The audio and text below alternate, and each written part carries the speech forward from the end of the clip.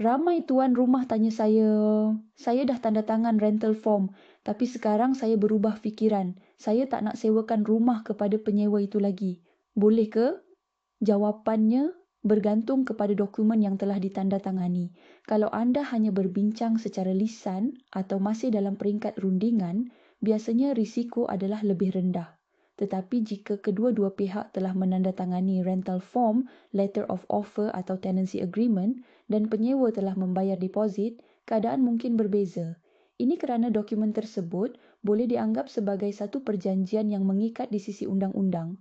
Sekiranya tuan rumah membatalkan secara sepihak, penyewa mungkin berhak menuntut semula deposit yang telah dibayar dan dalam keadaan tertentu boleh menuntut kerugian yang dialami.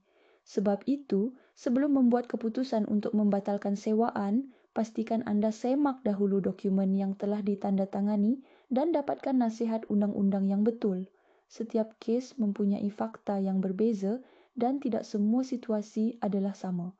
Kalau anda sedang menghadapi masalah berkaitan sewaan rumah, tinggalkan komen rent atau hubungi kami untuk mendapatkan nasihat lanjut. Saya lawyer Auni Fatini daripada Yap and Partners. Jumpa lagi dalam video seterusnya.